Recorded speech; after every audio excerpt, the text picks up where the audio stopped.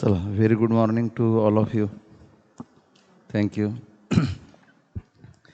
आज जरा पावसाचं वातावरण असल्यामुळे बरेच जण ॲब्सेंट आहेत. पण पहा की आपण लास्ट पॉईंट जो आहे तो पुढे कंटिन्यू करू. पण तुम्ही विचारही केला नसेल की वर्क अशा तऱ्हेने कॅल्क्युलेट करता येऊ शकते. सगळं तुम्हाला माहिती असलेल्या गोष्टी, अशी एकही टर्म किंवा अशी क्वांटिटी गोष्टींनी सांगणार जे तुम्हाला माहिती नाही आहे. सगळ्या टर्म तुम्हाला माहिती असलेल्या, पण त्याचा यूज असाही करता येतो हे तुम्हाला माहिती नव्हतं. तर लास्ट पिरियडला जे आपण वर्क स्टडी केलं होतं ते एकदा आपण रिपीट करू आणि मग पुढे कंटिन्यू करू.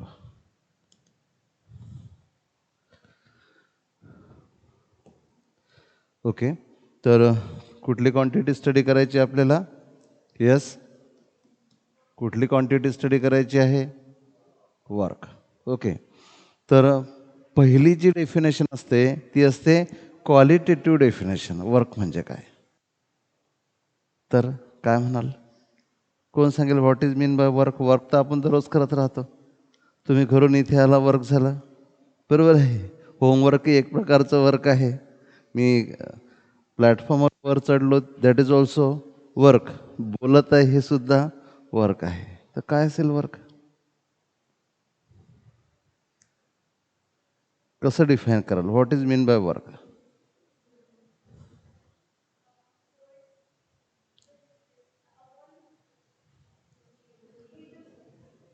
ओके, तो तर फॉर्म्युला झाला, पण वर्क काय असेल बेसिकली? खूप प्रकारे डिफाईन केला जाऊ शकते, पण तुम्हाला काय वाटते वर्क काय असेल? यस, तो फॅन पण सुरू करा. करा बरं सुरू. त्याच बोर्डवर आहे बटन. हा मधला सुरू करा. नाही, हां तोच आहे. तेच स्विच आहे याच्या अगोदरचं. हां ओके, राहू दे. थँक्यू. तो कोण सांगेल की वर्क काय आहे? Yes, very good. माझ्याही मनात हाच विचार आला होता सध्या की आता विचार केला तर काम वर्ड आला त्याच्यामध्ये. काम म्हणजेच वर्क झालं की जे काही करण्यासाठी एनर्जी खर्च करावी लागते दॅट इज वर्क. लिहिण्यासाठी एनर्जी खर्च करावं लागते, वर चढण्यासाठी एनर्जी खर्च करावं लागते, घरून इथे येण्यासाठी एनर्जी खर्च करावं लागते. हे सर्व काय झालं? वर्क झालं. ओके, तर अशा तऱ्हेने जे काही करणार that is qualitative definition of work. त्याला काय म्हणणार तुम्ही? क्वालिटेटिव्ह. खूप वेगवेगळ्या तऱ्हेनं आपल्याला हे सांगता येणार, बरोबर आहे. सांगत बसलं तर प्रत्येकाचं स्टेटमेंट वेगवेगळं येईल. त्याच्यामध्ये आपल्याला डिटेलमध्ये न जाता की ज्यावरून फक्त काहीतरी होत आहे, काय होत आहे ते सांगणारी क्वांटिटी ती झाली qualitative definition of that quantity. Okay, नंतर आपण सगळं फिजिक्समध्ये जास्त इंटरेस्टेड असतो क्वांटिटेटिव्ह डेफिनेशनमध्ये. Quantitative definition is nothing but formula. कोणत्याही गोष्टीची क्वांटिटेटिव्ह डेफिनेशन म्हणजे ती गोष्ट कॅल्क्युलेट करता आली पाहिजे. कॅल्क्युलेट कशावरून करता येते? फॉर्म्युलावरून. म्हणजे फॉर्म्युलाच वर्डमध्ये सांगणे, फॉर्म्युलाच वर्डमध्ये सांगणे दॅट इज क्वांटिटेटिव्ह डेफिनेशन. समजते का? म्हणून आपण याला फॉर्म्युला लिहिलं तरी चालते, कोणी क्वांटिटेटिव्ह डेफिनेशन म्हटलं तरी चालेल. म्हणून आपण जो फॉर्म्युला लिहिला होता ओके वर्कचा, तर कोण सांगेल काय फॉर्म्युला होता वर्कचा? झालं, फोर्स इंटू डिस्प्लेसमेंट. पहा बरं कसं बोलता आहात तुम्ही. लास्ट पिरियडला तुमची बोलती बंद होती नाही का? तर वर्क बरोबर काय होतं? Force multiplied by displacement. म्हणून आपण काय करू शकतो यालाच? सो वर्क इक्वल टू काय लिहू शकतो आपण? Force into displacement. Force multiplied by displacement. आता तुम्हाला सांगतो मी की हा जो फॉर्म्युला आहे हा ऑलवेज करेक्ट नाही आहे. बघा, हे तुम्हाला माहीतच नाही. हा फॉर्म्युला केव्हा करेक्ट असेल ते सांगतो, नंतर आणखी करेक्ट काय फॉर्म्युला आहे ते आपण सांगणार. ओके, पहा काय करायचं. समजा हे ऑब्जेक्ट आहे, हे या सरफेसवर आहे. ऐका केअरफुली. ऑब्जेक्ट सरफेसवर आहे आणि तुम्ही अप्लाय केलेला फोर्स त्याला मूव्ह करण्यासाठी तुम्ही बॅकवर्ड डायरेक्शनने लावा की फॉरवर्ड डायरेक्शन लावा, तो अप्लाय केलेला फोर्स आणि त्या ऑब्जेक्टचं झालेलं डिस्प्लेसमेंट जर एकाच डायरेक्शननी असतील तर वर्कचा हा फॉर्म्युला वापरता येतो, बरोबर. म्हणजे या केसमध्ये वर्क बरोबर तुम्ही एफ इंटू एस लिहिलं तर अगदी बरोबर आहे. तुम्ही तेच विचार करा की ऑब्जेक्ट तेच आहे, हे ऑब्जेक्ट आहे, याला तुम्हाला डिस्प्लेस करायचं आहे. मग तुम्ही काय केलं? या ऑब्जेक्टला एक दोरी बांधली आणि इथे एक पर्सन आहे, त्या पर्सननी ती दोरी त्याच्या हाती पकडली आणि तो चालत आहे. मला सांगा आता, डिस्प्लेसमेंट तर या डायरेक्शननी आहे, पण इथे अप्लाय केलेला जो फोर्स आहे तो डिस्प्लेसमेंटच्या डायरेक्शनने आहे का? तो त्या दोरीच्या डायरेक्शनने आहे. दोर ज्या डायरेक्शनने आहे फोर्ससुद्धा त्याच डायरेक्शनने आहे. याचा अर्थ फोर्स आणि डिस्प्लेसमेंट एका डायरेक्शननी नाहीत, त्यांच्यामध्ये काहीतरी अँगल आहे. या केसमध्ये जर तुम्ही हा फॉर्म्युला वापरला दॅट इज रॉंग. समजलं का? हा फॉर्म्युला केव्हा करेक्ट असेल? जेव्हा तुम्ही काय करता, फोर्स जो अप्लाय करता, डिस्प्लेसमेंट जे होते ते फोर्सच्या डायरेक्शनने होत असेल तरच हा फॉर्म्युला वापरता येतो. पॉईंट क्लिअर आहे? अदरवाईज फॉर्म्युला नाही वापरता येणार तुम्हाला. या केसमध्ये काय करावं लागते ते समजून घ्या. मी थोडक्यात सांगतो, नंतर आपण पुढे डिटेलमध्ये जाऊ. वाटल्यास म्हणजे काय, जायचं काम पडतेच आपल्याला. वर्क म्हणजे इथे F into S into cos theta काय असते? F into S into cos theta. म्हणजे फोर्स आणि डिस्प्लेसमेंट यांच्यामध्ये जेवढा अँगल आहे त्या अँगलचा काय घ्यावं लागणार? कॉस घ्यावं लागणार. तर कुठे काय मिळणार? वर्क मिळणार. म्हणजे हा जो फॉर्म्युला आहे हा ऑलवेज करेक्ट नाही आहे, पण याच फॉर्म्युल्याला जर आपण असं दिला, okay, so F into S into cos theta, तर हा ऑलवेज करेक्ट आहे. कसं बघा, समजा हा फोर्स, ऐका आता बरोबर, हा फोर्स जर डिस्प्लेसमेंटच्या डायरेक्शननी असता, हा फोर्स जो आहे तो खाली खाली येणार, अँगल काय होत जाणार? कमी कमी होत जाणार. जेव्हा हा फोर्स डिस्प्लेसमेंटच्या डायरेक्शननी येणार, अँगल, जेव्हा हा फोर्स हे जे दोरी ओढत आहे ना, हा पर्सन, ही दोरी त्याने अशी खाली खाली घेतली, नंतर त्या दोरीला सरळ केलं, मग जेव्हा ही दोरी खाली खाली येणार हा अँगल कमी कमी होत जाणार, आणि जेव्हा ही दोरी सरळ होणार अँगल किती होणार? अँगल किती होणार? अरे हे पहा ना, हासा अँगल, इकडे हा यस आहे आणि हा अँगल आहे. मग तुम्ही सांगा, ही दोरी जर खाली खाली आली तर अँगल काय होणार? कमी कमी. ज्यावेळेस ही दोरी याच डिरेक्शनने येणार, अँगल काय होणार? झिरो. समजायला पाहिजे ना, अँगल झिरो होणार. आणि म्हणून या डायरेक्शन इथे हा अँगल, या दोघांमधला अँगल काय झालेला आहे? या केसमध्ये हे दोन्ही एकाच डायरेक्शनने आहेत ना, हे म्हणजे या केसमध्ये हाच अँगल या केसमध्ये किती झालेला आहे? झिरो झालेला आहे. बरोबर आहे. फक्त मी हे डिस्प्लेसमेंट वर दाखवलं, ते त्याच डायरेक्शनने आहे. अँगल थिटा जर झिरो असेल तर मला सांगा, कॉस झिरो कोण सांगेल? कॉस झिरो मी तुम्हाला चार्टही करून दिलेला आहे एका पिरियडमध्ये. कॉस झिरो काय असतो? 1 असतो. आणि हा फॉर्म्युला तुम्ही वापरा. वर्कचा फॉर्म्युला काय दिला? F into S into cos theta. So F into S into cos zero. Cos zero 1 म्हणजे एफ इंटू एस. समजलं? म्हणजे कोणता फॉर्म्युला बेसिक फॉर्म्युला आहे, वरचा की खालचा? खालचा हा बेसिक आहे. यावरून असता हा तयार झाला, यावरून हा नाही तयार झाला. समजलं का? म्हणून या फॉर्म्युल्याचं लिमिटेशन समजलं. हा केव्हा वापरता येणार? Wien force and displacement are in same direction. Okay. आणि हा केव्हा वापरता येणार? हा कधीही वापरा. सेम डिरेक्शनने असतील तर थिटा झिरो होणार. समजत आहे का? म्हणून हा तुम्हाला वापरता येणार केव्हा? Wien F and S R in same direction. Okay. तर हे मी काढून टाकतो, R in same direction. Okay. आणि हा केव्हा वापरता येणार? For any direction. ओके. तर any direction between between F and S, कोणती डायरेक्शन असू द्या, हा फॉर्म्युला वापरता येईल. समजलं का? हा एक फॉर्म्युला झाला. ओके. समजलं तुम्हाला? आता दुसरा बघा. आता थोडं सांगायचं तुम्ही मला. समजा तुम्ही एक सायकल चालवून राहिले. मी थोडंसं याला ना बाजूला करून ठेवतो, म्हणजे आपल्याचं काम पडत राहणार.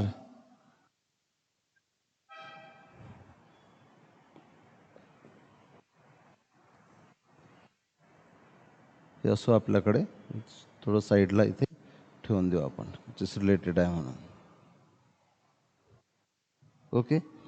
आता मला सांगा, लक्ष द्या, की तुम्ही एखादी सायकल चालवून राहिले. ओके. समजा किंवा एखादं व्हील फिरवून राहिलं तुम्ही. असा विचार करा की सायकलपेक्षा हा व्हील फिरवून राहिले. सर्व ठिकाणी एक्झाम्पल शेवटी तेच आहे. हे व्हील आहे, तुम्ही फिरवून राहिले, गोल फिरवून राहिले. मला सांगा, फिरवण्यासाठी तुम्हाला काय करावं लागते? फोर्स अप्लाय करावं लागते. फोर्स अप्लाय केला लागते. व्हील फिरते म्हणजे तुम्ही काय करता? वर्क करता ना. व्हील फिरवणे म्हणजे सुद्धा काय आहे? वर्क. तुम्ही या व्हीलला फिरवत आहात, बरोबर आहे. आणि या व्हीलची कायनॅटिक एनर्जी आहे फॉर एक्झाम्पल 10 जूल. किती आहे कायनॅटिक एनर्जी? 10 जूल, बरोबर आहे. हे पहिल्यांदा. सारख्या वेगाने फिरत आहे, कायनेटिक एनर्जी 10 जूल.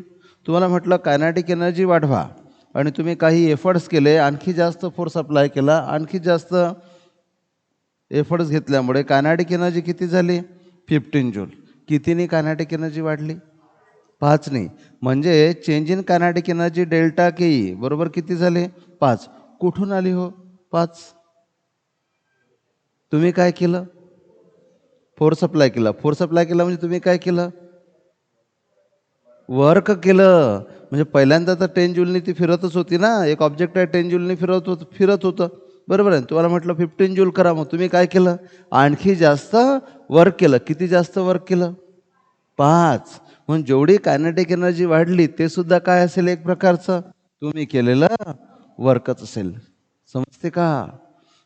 अरे हो, समजलं. पहिले कायनेटिक एनर्जी किती होती? 10. नंतर किती झाली? 15. 5ने वाढली म्हणजे कोणीतरी 5 एवढं काय केलं असेल? एनर्जी खर्च केली असेल. म्हणूनच ती वाढली ना. एनर्जी खर्च केली असेल म्हणजे कोणीतरी तेवढंच काय केलं असणार?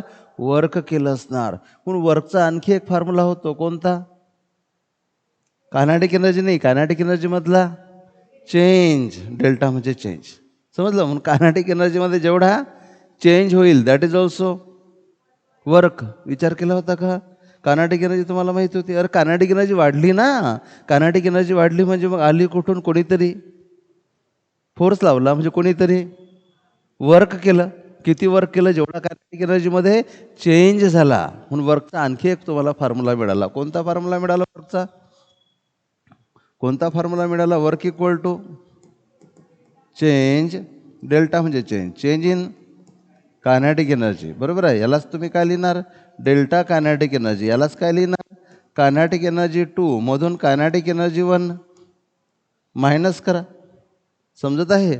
हे सुद्धा काय झालं? एक प्रकारचं वर्क झालं. पण हे केव्हा घेणार तुम्ही? When only kinetic energy changes. हे काढून टाकतो. ओके, तर हे वर्क केव्हा घेणार?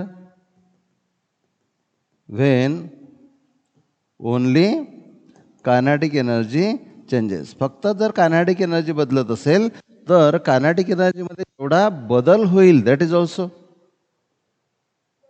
Also work. समजत आहे?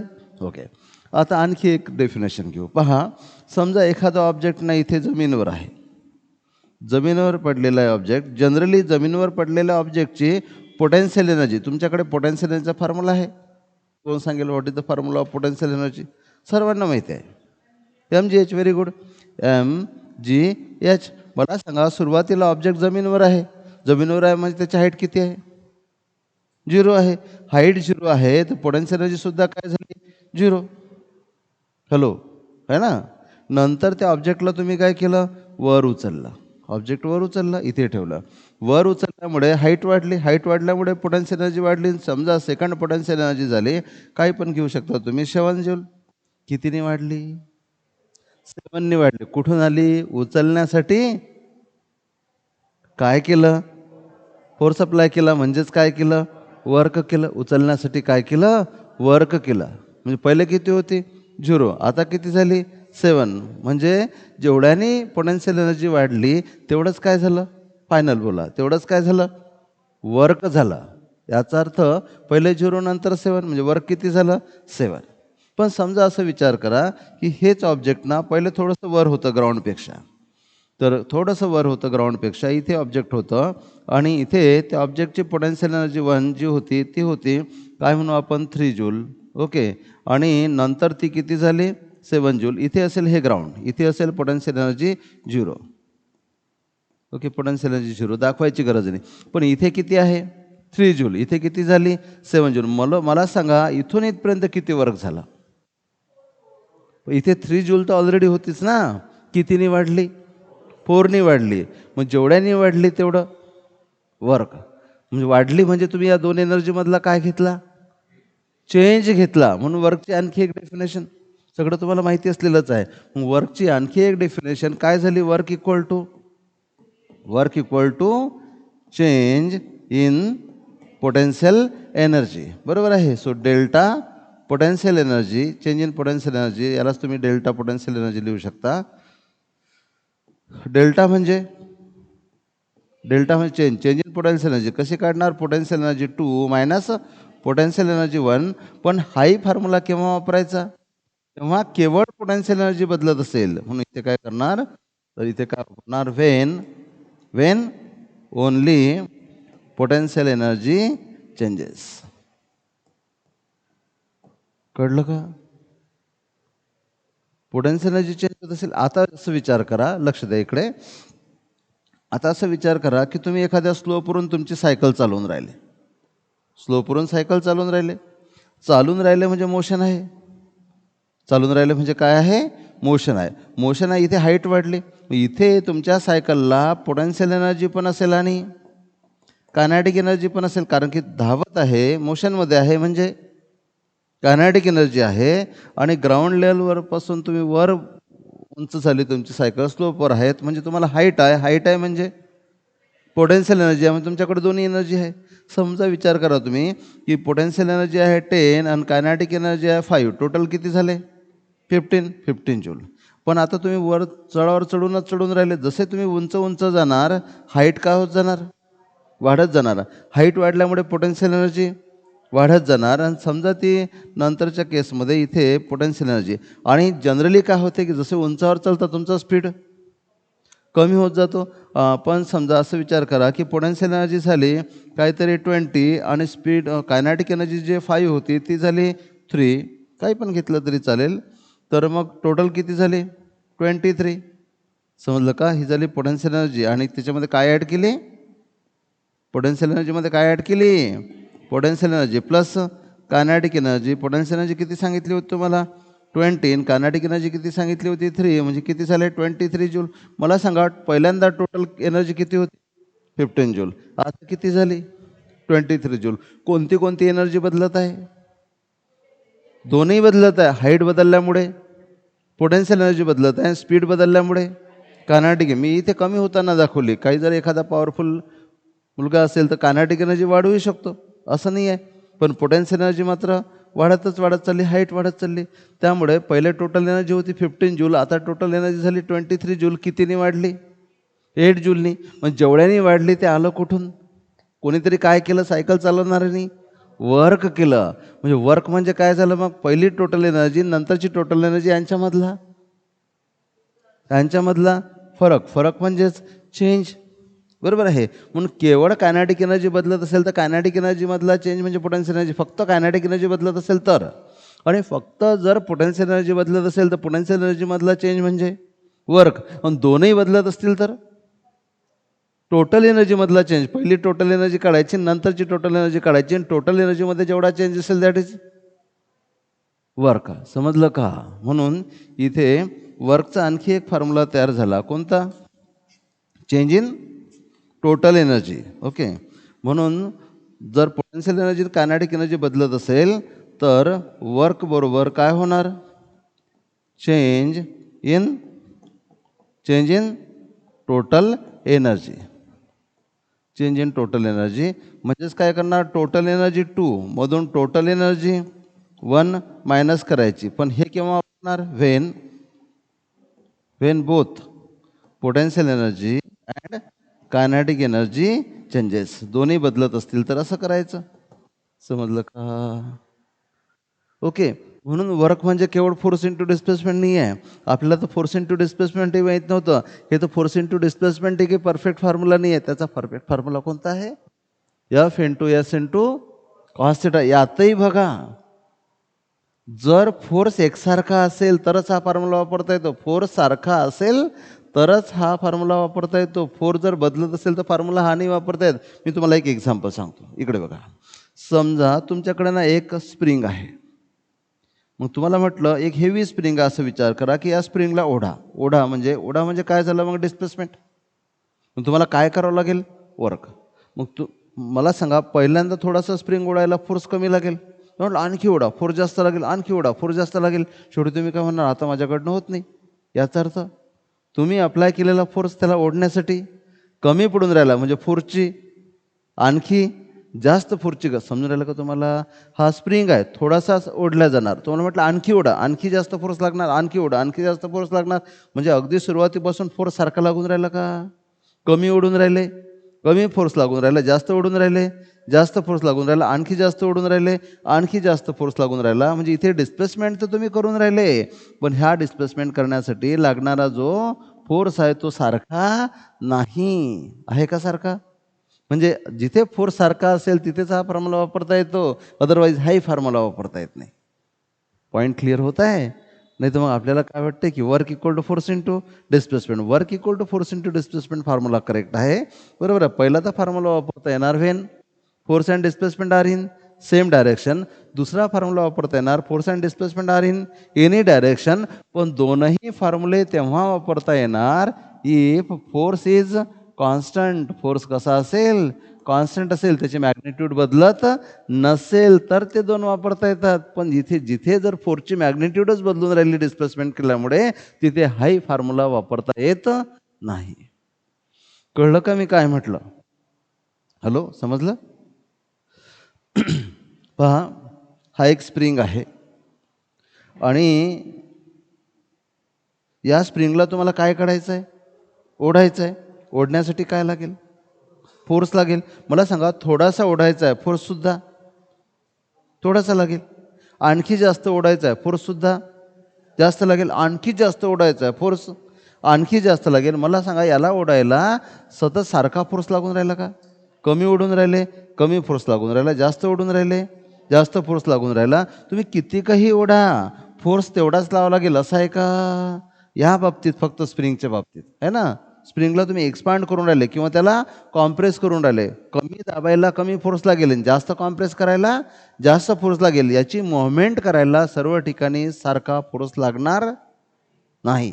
मग म्हणून जर तुम्ही समजा म्हटलं असेल काहीतरी फोर्स वापरला आणि तुम्ही म्हटलं या ठिकाणी मी work equal to force into displacement वापरून राहिलो, फोर्सच तर भाऊ सारखा नाही आहे ना. पहिले फोर्स कमी होता तर पहिले वर्क कमी झालं, नंतर फोर्स जास्त होता, नंतर वर्क जास्त झालं.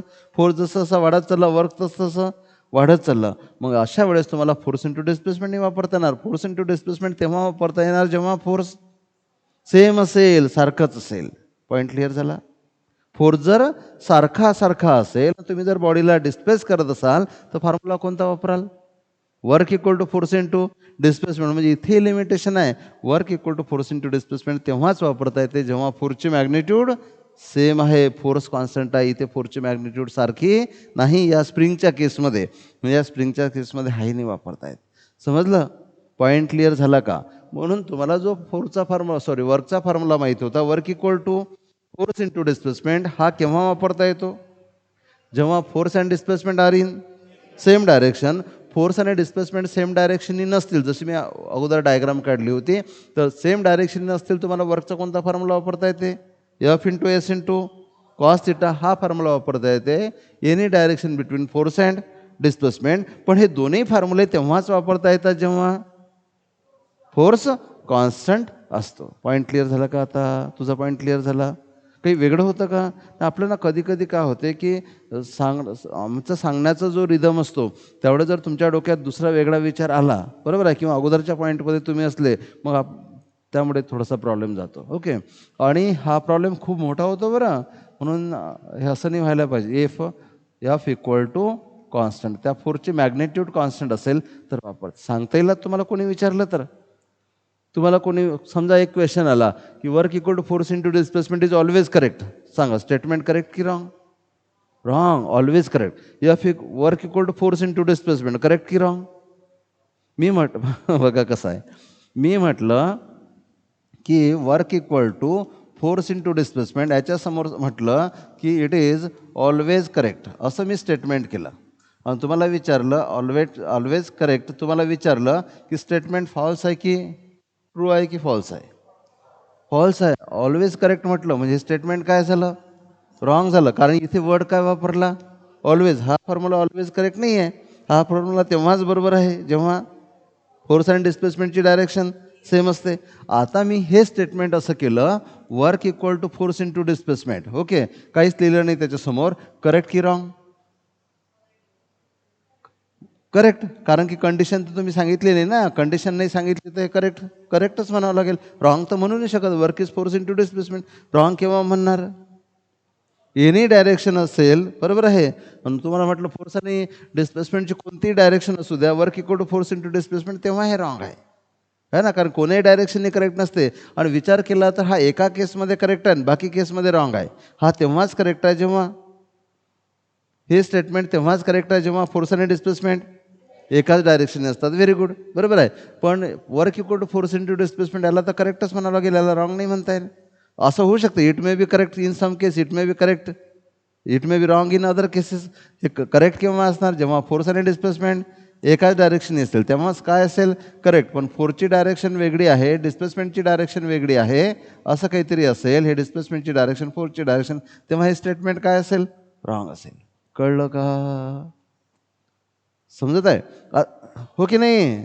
हां, पहा असेच क्वेश्चन असतील, याचंच तुम्हाला आन्सर करता आलं पाहिजे. मी म्हटलं, लक्ष द्या, आता कोण सांगेल, मी म्हटलं work equal to change in potential energy, कोण सांगेल केव्हा correct, work equal to change in potential energy केव्हा करेक्ट, जेव्हा हाईट बदलत असेल किंवा केवळ पोटेन्शियल एनर्जी बदलत असेल, सोबत जर कायनेटिक एनर्जी बदलत असेल तर हे करेक्ट नाही आहे. हे करेक्ट केव्हा, हे करेक्ट केव्हा, Wien only potential energy changes, तेव्हाच हे करेक्ट. समजत आहे का तुम्हाला. ओके, मी लिहिलं work equal to change in kinetic energy, हे केव्हा correct, when only kinetic energy changes असं असेल तेव्हाच करेक्ट. आणि मी म्हटलं वर्क इक्वल टू, बरोबर आहे, work equal to change in total energy, this is always correct. मग केवळ पोटेन्शियल एनर्जी बदलली तरी ते करेक्ट आहे, कायनेटिक एनर्जी बदलली तरी करेक्ट आहे. समजलं का. जेव्हा टोटल एनर्जी बदलून राहिले त्याच्यामध्ये मग कोणती एनर्जी बदलू द्या, इट इज ऑलवेज करेक्ट. समजत आहे, कळून राहिलं का काय म्हणून राहिलो मी, समजून राहिलं. मग असे क्वेश्चन विचारतात, म्हणजे तुम्हाला माहिती असलेल्याच गोष्टी आहेत पण त्या अशा अँगलने तुमच्या समोर ठेवल्या जातात की तुम्हाला होणार कन्फ्युजन. मला सांगा, यामध्ये जे आपण 3-4 पिरियडमध्ये घेऊन राहिलो यामध्ये असा एक जरी पॉईंट आहे का जो तुम्हाला माहीत नव्हता. सगळ्या गोष्टी बेसिकली तुम्हाला माहितीच आहेत ना. फोर्स तुम्हाला माहीत होता, डिस्प्लेसमेंट तुम्हाला माहीत होतं, potential energy you know, kinetic energy माहीत आहे, दोन्ही एनर्जीची सम केली तर टोटल एनर्जी मिळते ते तुम्हाला माहिती आहे. समजलं, तेच आहे. पण हे सुद्धा काय आहे, वर्कच आहे. पॉईंट क्लिअर झाला, अगदी बरोबर. काही प्रॉब्लेम, मग एकदा रिवाईज करू आपण. मला सांगा, पहिला जो तुम्ही फ्रिक्वेंटली फॉर्म्युला वापरता वर्कचा, तो कोणता, work equal to F into S. पण हा केव्हा वापराल, when force and displacement are in, दोन्ही एकाच डायरेक्शनने असतील. दुसरा formula work equal to F into S into cos theta, हा केव्हा वापराल, जेव्हा फोर्स आणि डिस्प्लेसमेंट यांच्यामध्ये कोणती तरी डायरेक्शन असेल किंवा नसेल. या डायरेक्शनने आहे फोर्स, या डायरेक्शनने आहे डिस्प्लेसमेंट, या डायरेक्शनने आहे फोर्स, बरोबर आहे. यांच्यामधला अँगल किती आहे, थिटा. अशा सिच्युएशन येतील. मी मग अशी ते काढून दाखवलं तुम्हाला. समजा टेबल आहे, त्या टेबलला दोरी बांधली, दोरी मी खांद्यावर घेतली आणि मी चाललो असा, बरोबर आहे. फोर्सची डायरेक्शन त्या दोरीच्या डायरेक्शनने असेल, पण तो टेबल खाली घासत येऊन राहिला, मग त्याची डायरेक्शन काय असणार, अलॉंग द हॉरिझॉन, बरोबर आहे. फोर्सची डायरेक्शन आहे तिरपी. समजत आहे. कशाचं एक्झाम्पल देत आहे मी, काहीतरी ऑब्जेक्ट आहे, त्याला दोरी बांधली आणि ती दोरी खांद्यावर घेतली आणि ओढून राहिलो मी, बरोबर आहे. मग ओढून राहिलो तर ज्या डायरेक्शनने दोरी आहे त्या डायरेक्शननी फोर्स असेल, पण ते ऑब्जेक्ट घासत येऊन राहिलं, स्लाईड होत येऊन राहिलं, म्हणजे फोर्सची डिस्प्लेसमेंटची डायरेक्शन कशी आहे, अलॉंग द फ्लोअर आहे, म्हणजे हॉरिझॉन्टल डायरेक्शनने आहे. दिस इज द केस, बरोबर आहे. समजलं का. आणि मला सांगा, इथे एक केस तुम्हाला माहिती असली पाहिजे की समजा, कुठे लिहायचं आता, समजा मी एक केस घेतो इथे, की तुम्ही जो फॉर्म्युला सांगितला, पहा लक्ष द्या, तुम्ही जो फॉर्म्युला सांगितला वर्क इक्वल टू, म्हणजे मीच सांगितला, तुम्ही सांगितला म्हणत आहे, work equal to F into S into cos theta. मला सांगा, ज्या डायरेक्शननी डिस्प्लेसमेंट आहे, फोर्स जर त्याला परपेंडिक्युलर असेल, ज्या डायरेक्शनने डिस्प्लेसमेंट आहे, फोर्स त्याला काय असेल, परपेंडिक्युलर, तर थिटा किती होणार, 90 डिग्री. थिटा जर 90 डिग्री झाला तर कॉस 90 किती असते, 0. आणि म्हणून जर फोर्स आणि डिस्प्लेसमेंट एकमेकांना परपेंडिक्युलर असतील, बरोबर आहे, एफ आणि, बरोबर आहे, एफ आणि S, F and S are कसे असतील एकमेकांना, परपेंडिक्युलर, एकमेकांना परपेंडिक्युलर आहेत. याचा अर्थ त्यांच्यामधला अँगल किती आहे, 90 डिग्री आहे. म्हणजे कॉस 90 डिग्री किती होतो, 0. वर्क इक्वल टू काय असते, F into S into cos theta. इथे work equal to F into S into cos 90, cos 90 किती, 0. So F into S into 0, तर वर्कसुद्धा काय होणार, 0. म्हणजे फोर्स असतानाही वर्क 0 असू शकते. नाही तर मग आपण काय म्हणतो, फोर्स आहे तर वर्क आहे. है ना. फोर्स डिस्प्लेसमेंटला कसं आहे, परपेंडिक्युलर, त्यावेळेस वर्क 0 असेल. समजलं का? समजत आहे? प्रॅक्टिकली तुम्हाला सांगतो, बेस्ट एक्झाम्पल तुम्हाला सांगतो. पुढे पुढे येत राहतं, माझ्या मनात आताच एक्झाम्पल आलं होतं, तू विचारलं म्हणून सांगतो मी. पहा, मला सांगा, इथे ही आहे अर्थभोवती फिरत आहे मून. अर्थभोवती काय फिरत आहे? मून फिरत आहे किंवा कुठलंही सॅटेलाईट फिरत आहे. ओके. आणि या सॅटेलाईटचं जे डिस्प्लेसमेंट आहे, डिस्प्लेसमेंट इज ऑलवेज टँजन्शियल. डिस्प्लेसमेंट कसं घेतात? टँजन्शियल घेतात. हे झाली डायरेक्शन ऑफ डिस्प्लेसमेंट. आणि इथे जो फोर्स आहे, मूनला अर्थ स्वतःकडे अट्रॅक्ट करत आहे, ग्रॅव्हिटेशनल फोर्स. मला सांगा, एकमेकांना कसे आहेत? परपेंडिक्युलर. परपेंडिक्युलर आहेत ना. परपेंडिक्युलर आहेत याचा अर्थ मूनला अर्थभोवती फिरण्यासाठी कुठल्याही वर्कची गरज नाही आहे. नाहीतर तर मग तो वर्क संपलं असतं, एनर्जी संपलं असती, तर पडून गेला असता. कळत आहे का? अर्थच्या भोवती खूप सारे सॅटेलाईट फिरत आहेत, बरोबर आहे. मग सॅटेलाईटला गोल फिरण्यासाठी एनर्जीची गरज नसते. जिथे एनर्जीची गरज तिथे वर्कची गरज. याला जर एनर्जीची गरज लागली असती तर काही दिवसांनी त्यांच्यामधली एनर्जी संपून गेली असती आणि मग ते थांबून गेले असते. समजलं का? पण असं या सर्कलमध्ये फिरण्यासाठी एनर्जीची गरज नाही. एनर्जीची गरज का नाही? कारण तिथे वर्क होत नाही. एनर्जीची गरज कुठे असते? जिथे वर्क होत असते. समजते का? एनर्जीची गरज तिथेच असते जिथे वर्क होत असते. इथे डिस्प्लेसमेंट 0 आहे. म्हणजे म्हणून मूनला अर्थभोवती फिरण्यासाठी कुठल्याही प्रकारचं वर्क करायची गरज नाही. म्हणून त्याला कुठल्याही प्रकारच्या एनर्जीची गरज नाही. खूप सारे एक्झाम्पल आहे. अर्थच्या भोवती सॅटेलाईट फिरतात, त्या सॅटेलाईटला गोल फिरण्यासाठी कुठल्याही एनर्जीची गरज नाही, कारण तो वर्क करत नाही. एवढंच काय, तर न्यूक्लियसच्या भोवती इलेक्ट्रॉन फिरतात. गोल फिरून राहिले ना, ट्रिमेंडस वेगाने फिरून राहिले. मग त्यांना फिरण्यासाठी जर वर्कची गरज लागली असती तर एनर्जी खर्च केली असते. एनर्जी संपली असती, इलेक्ट्रॉन थांबला असता. इलेक्ट्रॉन थांबला तर ॲटम कोलॅप्स. समजलं का? ज्या ज्या ठिकाणी फोर्स अँड डिस्प्लेसमेंट एकमेकांना परपेंडिक्युलर आहेत त्या ठिकाणी वर्डन काय असणार? 0 असेल. समजत आहे तुम्हाला? इतके क्वेश्चन तयार करताय, तुम्हाला काय सांगू मी. आता आलाच हा विषय तर हो, तुम्हाला एक क्वेश्चन विचारतो मी. तर हे जे या केसमध्ये होणारं जे वर्क आहे, हे वर्क मॅक्सिमम केव्हा असेल? काय मॅक्सिमम केव्हा असेल? आणि हेच वर्क मिनिमम केव्हा असेल? पहा, इकडे पहा, लक्ष द्या. तर पहिली डायग्राम घेऊ आपण. इथे पहा, हे ऑब्जेक्ट आहे. यावर काय ॲक्ट झाला? फोर्स. ज्या डायरेक्शननी फोर्स आहे त्या डायरेक्शननी काय आहे? डिस्प्लेसमेंट. आपण डिस्प्लेसमेंटही तेवढंच ठेवून फोर्सही तेवढाच ठेवू, हे नाही बदलणार. मग इथे वर्कचा फॉर्म्युला काय झाला? एफ इंटू एस इंटू, इथे तर अँगल 0 आहे. अँगल 0 आहे ना इथे. इथे काय करणार? कॉस 0. कॉस 0 झाल्यामुळे एफ इंटू एस, बरोबर आहे, जेवढं येईल तेवढं.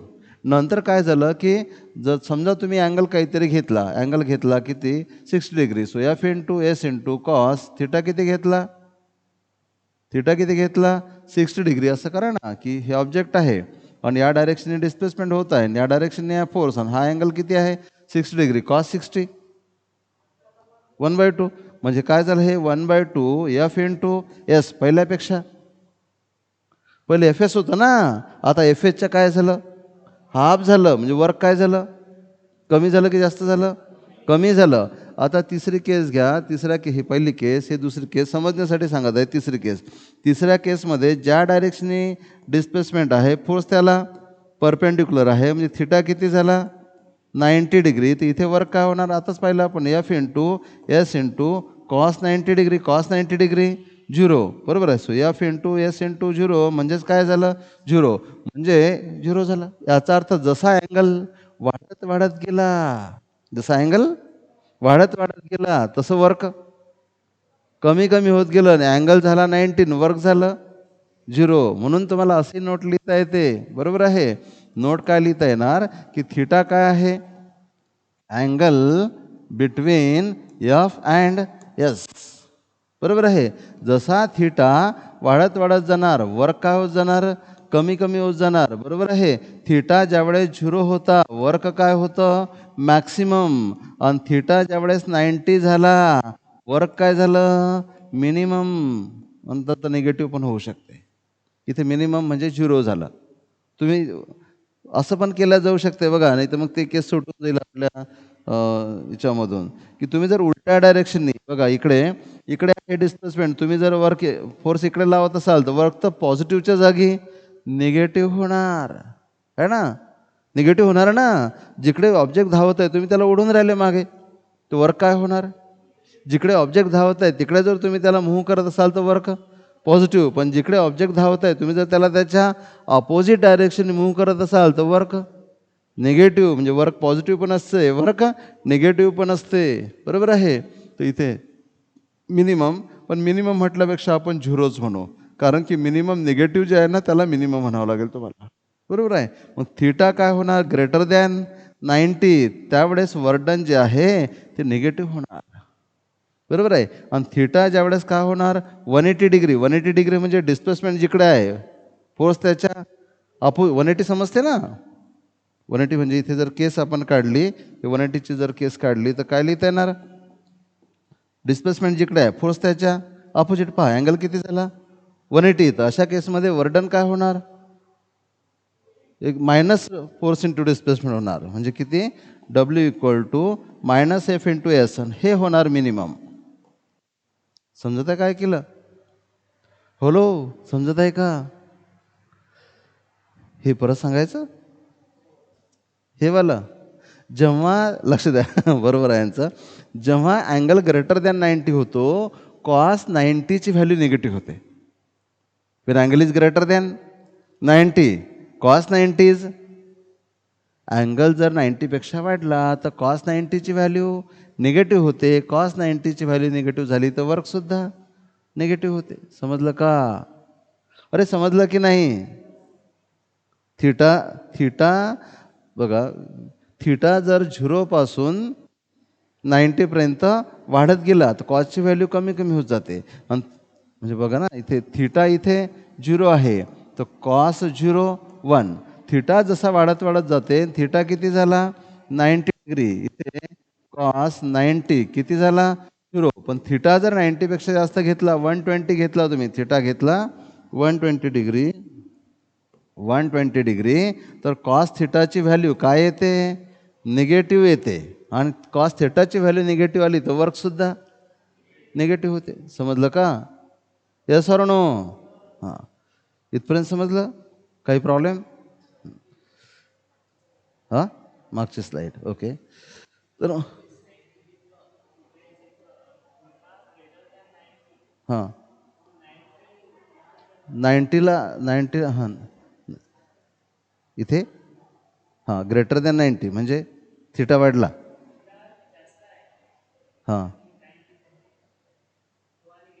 ते 90 घेतलं ना, मग वर्क काय झालं निगेटिव्ह. निगेटिव्ह म्हणजे आणखी कमी झालं. 0 जास्त की निगेटिव्ह जास्त, नाही नाही 0 जास्त की निगेटिव्ह जास्त, 0 जास्त आहे निगेटिव्ह कमी आहे, म्हणजे थिटा वाढला तर वर्क आणखी कमी कमीच होत चाललं.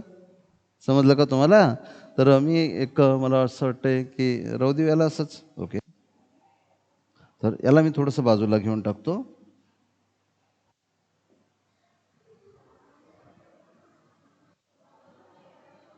त्यात 0 पण नाही आला.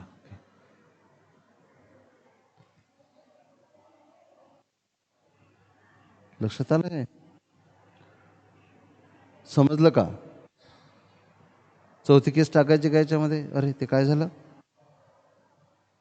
ओके ओके चला समजलं. तर वर्क मॅक्सिमम असते, वर्क मिनिमम केव्हा असते, तर वर्क मॅक्सिमम केव्हा असेल मॅथमॅटिकली काय सांगा, वर्क मॅक्सिमम केव्हा असेल वेन थिटा = 0. आणि वर्क मिनिमम केव्हा असेल वेन थिटा = 180 डिग्री. 180 डिग्री म्हणजे अपोजिट, त्यावेळेस वर्क काय असेल मिनिमम असेल. समजलं का, क्लिअर समजलं का सांगा. मी परत एकदा सांगायला तयार आहे, कारण तुमच्यासाठी ही गोष्ट नवीन आहे. दुसऱ्या स्लाईडवर सांगतो मी एकदा ओके. इकडे पहा, पहिले तुम्ही हे कॉस्टची व्हॅल्यू समजून घ्या. कॉस्टची व्हॅल्यू न समजल्यामुळे प्रॉब्लेम होत जातात की थिटाची व्हॅल्यू जशी वाढत जाणार कॉस थिटाची व्हॅल्यू तशी कमी कमी होत जाणार. हे पहिले समजलं का. थिटाची व्हॅल्यू जेवढी कमी कॉस थिटाची व्हॅल्यू तेवढी जास्त. फॉर एक्झाम्पल थिटाची व्हॅल्यू किती आहे 0 आणि कॉस थिटाची व्हॅल्यू किती आहे 1. आणि ही कॉस थिटाची कोणती व्हॅल्यू आहे मॅक्सिमम. कॉस थिटा याच्यापेक्षा मोठा नसतो. पॉईंट क्लिअर झाला का. आता जसा जसा थिटा काय होत जाणार, वाढत वाढत वाढत वाढत जाणार. म्हणजे थिटा किती झाला 60 डिग्री, बरोबर आहे. कॉस थिटा किती झाला 1/2. नंतर थिटा किती झाला 90 डिग्री. कॉस थिटा किती झाला 0. आणि नंतर थिटा किती झाला 120 डिग्री. कॉस थिटा काय होणार निगेटिव्ह. इथे काय करू आपण, थिटा असं करू, थिटा ग्रेटर दॅन 90. व्हॅल्यूजमध्ये नाही जात मी सध्या. Theta greater than 90, cos theta negative. Theta झाला 180 डिग्री. कॉस थिटा झाला -1. -1 म्हणजे मिनिमम. हे समजलं का? याचा अर्थ जसा थिटा वाढत वाढत जाणार, कॉस थिटाची व्हॅल्यू कमी कमी होत जाणार. थिटा जेव्हा सर्वात कमी, कॉस थिटा तेव्हा सर्वात जास्त. थिटा सर्वात कमी किती 0 डिग्री. कॉस थिटा सर्वात जास्त किती 1. मग जसा थिटा वाढत गेला कुठपर्यंत 180 पर्यंत, बरोबर आहे. थिटा वाढत वाढत 90ला काय झालं, थिटा झाला 19, कॉस थिटा 0. आपल्याला वाटते हा मिनिमम. मिनिमम हा नाही आहे, जो निगेटिव्ह असतो तो मिनिमम असतो. आणखी थिटा काय केला ग्रेटर दॅन 90, कॉस थिटा काय होणार निगेटिव्ह. थिटा किती केला 180, कॉस थिटा काय होणार -1. ओके. आता सरळ सरळ सोप्या शब्दात असं लिहिता येणार आपल्याला की वर्कचा फॉर्म्युला काय असतो, work equal to F into S into cos theta, बरोबर आहे.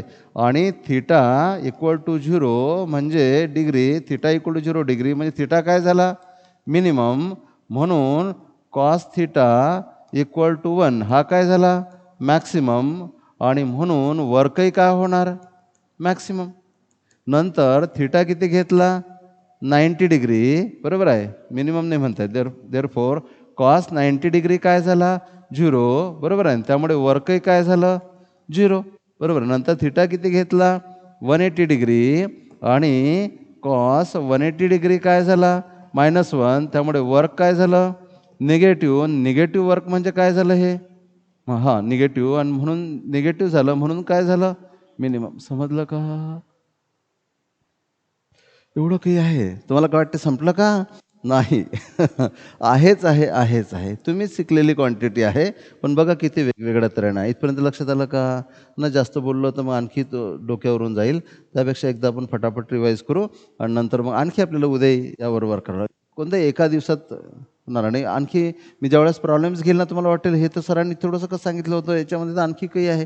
प्रत्येक टर्म तुम्हाला माहिती असलेली एवढी जास्त हे करता येते की 5 पिरियड कमीत कमी त्याच्यावर होऊ शकते. कोणतीही टर्म तुम्ही फक्त नाव घ्यायचं एका टर्मचं, मी तुम्ही 5 पिरियड त्या टर्मशिवाय दुसरं काहीच बोलणार नाही. एवढं काही आहे. फक्त ते समजण्यासाठी आपलं कॉन्सन्ट्रेशन नाही तेवढं पाहिजे. तर लहान लहान गोष्टीत कधी कधी कन्फ्युजन होते. पण तुम्हाला समजायची कसं सवय असते, लिहून दिलं आणि लिहून घेतलं, लिहून दिलं आणि लिहून घेतलं. इथे थोडंसं वेगळं आहे. समजलं. एकदा फटाफट रिव्हिजन करू की वर्कचा फॉर्म्युला काय सांगितला फोर्स इंटू डिस्प्लेसमेंट. म्हणून वर्क इक्वल टू काय एफ इंटू एस. केव्हा करेक्ट, फोर्स आणि displacement are in same direction.